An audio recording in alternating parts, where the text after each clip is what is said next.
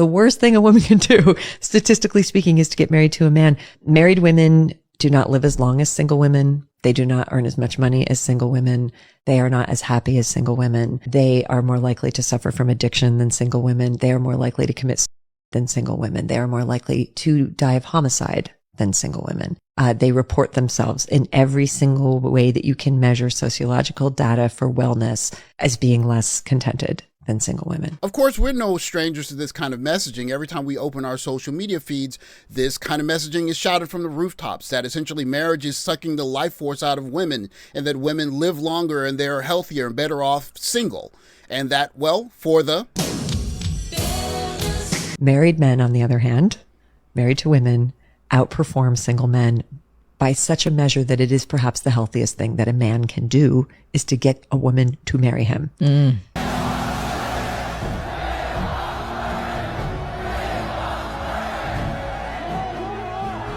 Married men live longer, they're healthier, they make more money, they advance more in their careers, they're more creative, they're less likely to commit suicide, they're less likely to die of homicide, they're less likely to die in car accidents. In every single possible way, the best thing a man can do is to get married to a woman.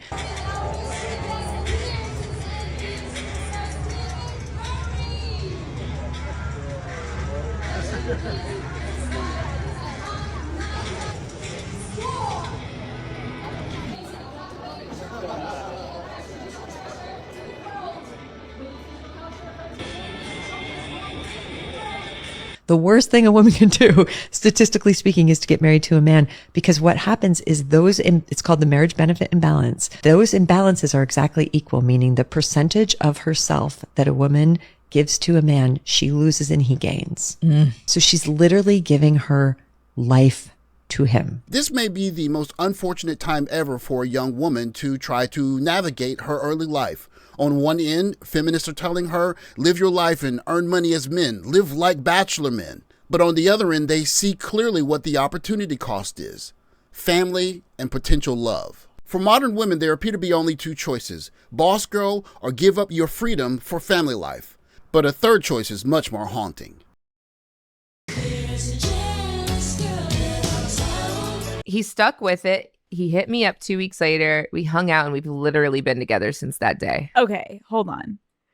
You go and you hang out with him. Mm-hmm. What is your headspace? Are you seeing him in like a could this be something kind of way? Or No. are you like, no?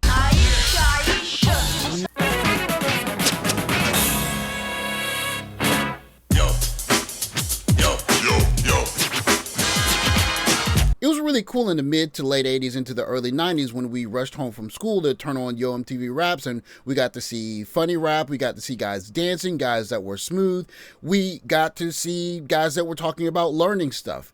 But what was really cool is that there was such a large segment of hip-hop that did not have any cursing, which meant that kids could do it. So when another bad creation released at the playground, that was a really big deal, especially for young kids that could actually start watching hip-hop and singing the lyrics. So when Roro came in third, we all knew this verse. I'm Roro coming in third, now it's about that time that I get heard. None of my rhymes would ever be swerved, word to her, play tricks on your nerves. Every word I swerve is real superb. And I'll be right back with this funky rhyme, G. It was cool, right? But when they came with their next song... Ayesha. But that, I think, would be the elephant in the room, is like, I'm grateful for that side of things. But on the flip side, I in the beginning hated it so much. I did not sign up for that. I also always thought I didn't know that he was going to end up playing basketball.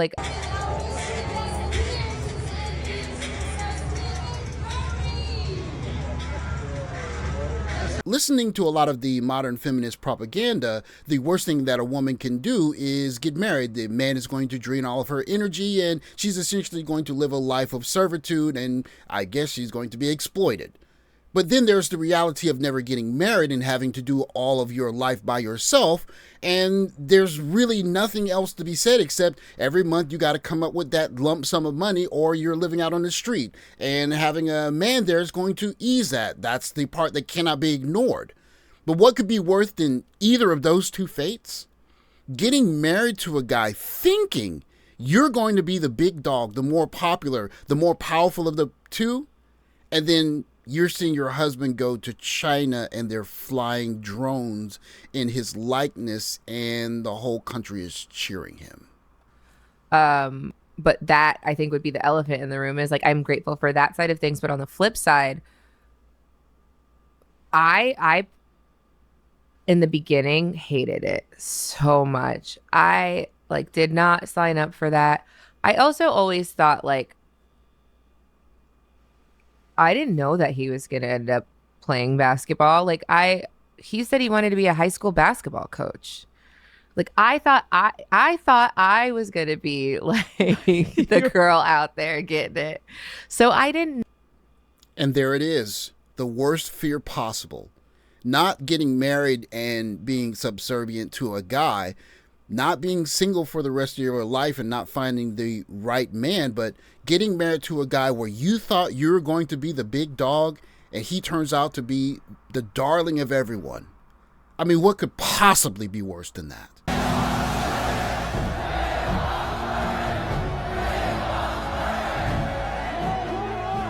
One of the things that happens when you're learning a language that's very subtle, like Japanese, you pay attention to nuance. And in this particular case, if you listen to this interview, you may not pick it up on the first couple of times that you listen to it. But if you are listening to it with an ear of a language where you're very particular about what words you use, you immediately hear it. Listen to the pronoun she uses when describing their children. It's like very ruthless. And so I think I wasn't expecting that either. I remember like one time right after my first was born, she was whiny. So I was like, let me just nurse her in the back seat. And Stefan was putting a bike or something in the trunk. And this woman like opens the car door and she sticks her head in and she's like, I just wanted to see the baby. And I'm like, excuse me. And she looks me dead in my face and goes, oh, honey, you know what you signed up for. And then like shuts the door on me. And I was just crying because I was like postpartum. I was just bawling my eyes out. And I'm like, what? Like, is this what it's going to be like? Wow.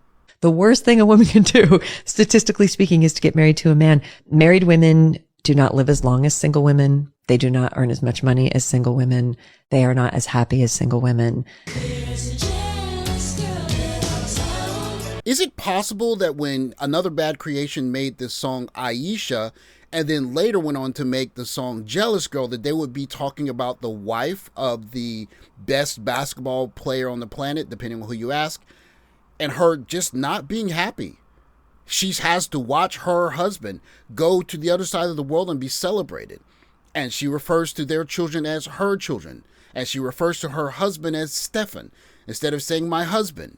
Or even just when she's having a chance to tell stories about how they met, instead of fabricating a story that basically is everything is peachy keen, it's, oh, I didn't think things are going to be this way, and I wish that I were the star instead of him. And then her showing up with Drake in certain concerts and whatnot, basically living her best life. It's a reminder that, well, the worst thing isn't to spend your whole time single, as many young ladies are finding out for themselves, or to be with a man who's going to suck the energy and life out of you.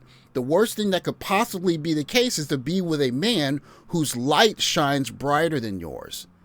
And when his light shines brighter, what are you going to do? Submit to his light? Or are you going to try and find a way to even turn that situation into some sort of form of oppression? We saw the First Lady, Michelle Obama, talk about how she couldn't stand her husband for 10 years. Instead of just saying, we had our ups and downs, but I love my husband. It's a very interesting take that the Ayesha that is the jealous girl that Another Bad Creation sang about can't simply say, you know what, I'm pretty lucky to have the husband I have. Let me just be good to him. Instead, she's saying, I'm not living my best life because I thought I was going to outshine him. And so for the next Steph Curry, who do you think he's going to look at when he's trying to get married? Someone that's going to try and outshine him, or someone that's going to say, you know what, I'm happy in the glare of his light and I'm just going to be here for him? Because that next Steph Curry, his wife is not going to be partying with Drake. That I can assure you. Thanks for watching. Like, subscribe, comment below. I'll catch you in the next video. Take care, guys.